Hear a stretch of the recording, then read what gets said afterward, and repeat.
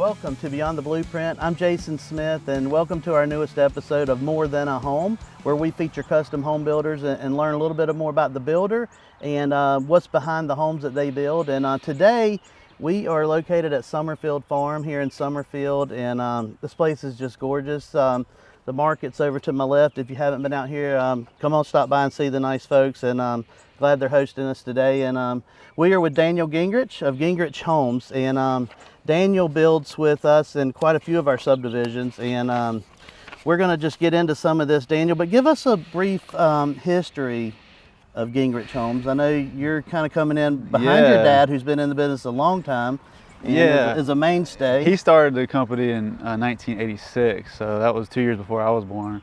But if you wanted to back up even more, his dad grew up in the Amish community in Ohio and built houses over there. And which explains your logo. Yep, that's kind of how we brought that in there. But Wow.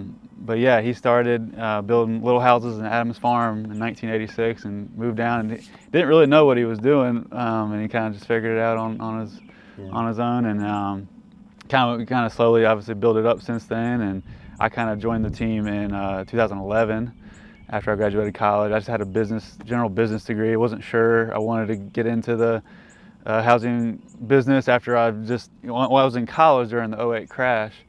So I was like, oh, I don't know if I want to get into this housing thing. It seems kind of risky, but the job market wasn't great at that time, and I just jumped in with him. And he was very fortunate to kind of survive the downturn, and it was just starting to pick up around that time. And so yeah, I'm with him since 2011, and I guess 15 years later, here we are. Yeah. Very cool. So as you watch more of these episodes and we bring other builders on, like Daniel, I guess I'm getting to the age where I'm starting to see dads hand over businesses to sons, and I'm also part of that myself on the real estate side. Yeah. My mom's kind of phasing out a little bit, and my brother and I are kind of taking over the business. As of course, I've been in the business for 26 years, so and I've known your dad a long time, and he's a great guy and well respected in the building community. So let's move on a little bit. Tell us, in your opinion, in your homes, what features would you recommend to a home buyer that adds long-term value, that you would recommend? That's things that you put in your homes that maybe some people do, other people do, or don't? Yeah, I think, when you're thinking about where to spend the money, I think, in the main living spaces, think about the spaces you're going to be using, majority of the time, your kitchens, your primary bathrooms, and a lot of what I'm seeing now more is outdoor living spaces are starting to become more of a thing, because people realize that we spend a lot of time, out here. Let's make it nice. So I think, focusing on the areas that you're really spending the most time, and I think that's what buyers are looking for too. So always thinking about resale value too. Yeah. What speaking of, so you guys build these incredible luxurious homes, and you just finished a couple that we've sold for you, and but what maybe on the more custom side possibly, what's one of the coolest features you've ever put in a home for a customer that may be above and beyond or unique? Yeah, something was very unique was the house we did years ago. Had a basement, and they wanted like a concrete safe room. Yeah. So it was like just a little room, but it had concrete walls, actually a concrete ceiling too, and a nice heavy door. But in that same house, we actually had an elevator inside the house. It was pretty neat and unique. But that's kind of the cool thing about a custom house. You can kind of, to meet your specific needs, you can do about anything you want. Yeah. Now with the internet, they probably come to you all the time. Hopefully before they start, not in the middle, but we saw a picture of this, right? Because it's on Pinterest, it means you can do it. And I was like, okay, yeah. I mean, you can do about anything. It just, how much money does it take? So you're talking about that safe room or whatever. I've also seen very similar to that is people build steps down to a room very similar and turn it into like a wine cellar. Where they pour the walls around it. So that was also kind of cool. Another one we did, a guy was really into cigars, and we did like a humidor room. It was more like a walk-in closet almost kind of size, but right.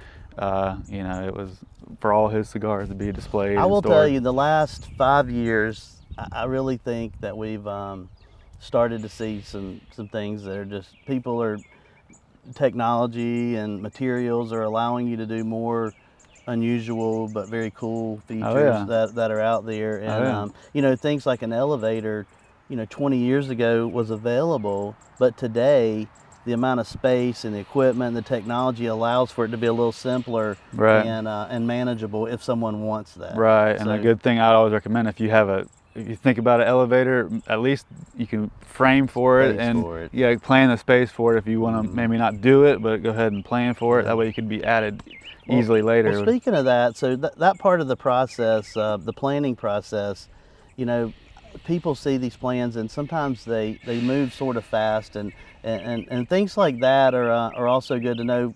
You know, somebody like yourself and your dad, you know, together have a lot of homes under your belt, and you can share information with folks that say, hey, you might want to consider this. Especially, we just had one a couple weeks ago that, you know, they wanted to have a master up. So they built a master up and down, but they wanted to be up while their kids are little. Yeah. So they did go ahead and built in they didn't put it in, but they did built in a shaft, so they could add it later on, so that someone could access that. In case an in-law or something needed to come back, they would be able to access that room upstairs. That's a good idea. So yeah. So let's move along a little bit here.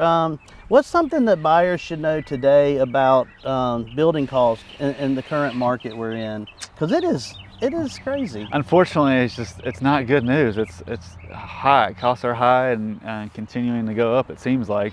The one thing I would say is kind of come back down in a decent range is lumber. But other than that, you know, anything labor related especially, it just keeps going up and up, and unfortunately that seems to be the nature of it. Is that what you're seeing? Well, I think that, and I think land drives a lot of that too. Oh yeah, I think you're seeing you probably in the last 5 years went from paying $100,000 for a lot, 120 to 220 to 300, whatever the prices. I mean, honestly, nothing surprises me anymore. But you know, if you're going to be in a prime location such as Summerfield, Oak Ridge, North Greensboro, anywhere in northwest, wherever. But any kind of prime location anywhere, you know, lot prices are just steadily climbing. But going back to your question about what long-term value, I think that's another thing to really consider and worth paying up a lot of times, is to be in a prime spot. You know, obviously location, right? So I've seen that, like, really, you know, your lot is one of the most important things in selecting. Well, one of the things we talk about with buyers is, you know, the cost of waiting will cost you more than the cost of buying. Because, you know, they're thinking, interest rates come down 1%. Well, the interest may come down 1%, but the price of the house may go up 2%. That's right. And you know, now the money you've saved, you just spent more than that. And I tell people that. I hate this sounds like a salesman-y type, but like the best time to buy, and in my experience, my 15 years of experience, the best time to buy was always 5 years ago. Obviously we can't do that. So what does that mean? The best time to buy is actually now, because the price keeps going up and up. And there's no, you know, real estate's like anything. There's no in business. There's no guarantee, but if you get in at the right time, a lot of times the front end of neighborhoods are really where you can make some money. Because I mean, you think about some of the neighborhoods we've done together, where you've gone in and we started here, but we finished here. And the people that bought first are, man, they're just sitting on some equity. Northridge would be an example in Stokesdale. I remember selling houses in the 400s. And now they're what, 700, 800, 900? The least expensive house there right now is about 930. Yeah, so there you go. I mean, that's crazy. I mean, obviously more than double. That was a unique unique time period. Yeah, it was, but that's a good example. So let's do. Tell me something about yourself. Like, what do you do for fun? What are some things you like to do outside of work? I got 3 little kids right now, so that consumes a lot of my time. I'm super into sports, anything basketball, anything related. Tell everybody about your basketball. Now, you played basketball in high school? Yeah, I was decent back in my high school days, but I played at Wesleyan Christian Academy, and played against you know, your brother coaching at GDS, and but I didn't play in college or anything, so nothing too much to brag about. Cool. Well, Daniel builds with us currently in Manderley at Oak Ridge. If you want to come check out what he does, he's also going to be with us in Norman's Place, which is a new community in Stokesdale. And we got some other projects we're working on where Daniel's likely going to join us as well. But Daniel, tell people where, if they want to reach you or reach out to you about, you know, other things you're doing, or maybe they have a site on their own they want to build on, where can they find you? Really, our website is where I point everybody to, gingerichhomes.com. We got all of our, you know, ways to get connected on there, and our social media is on there too. So Okay. that would be the best place for them to Right, to and go. Daniel's worked with us at Smith Marketing for, gosh, now it's been pretty good while. Yeah. He got in with us a while back, and he's been in quite a few neighborhoods, and we've really enjoyed working with you. Yeah, And appreciate that. and we appreciate Yeah, all you do with yeah, us. And absolutely. thanks Thank for you. joining us today. Yeah, absolutely. We'll catch Yeah, another glad to be here. episode soon. We'll get in one of your homes and walk around and show some folks from inside. Sounds great. All right. Yeah. If you guys want to catch this episode or future or past episodes, you can go to triadnewhomeguide.com and catch all your episodes of Beyond the Blueprint.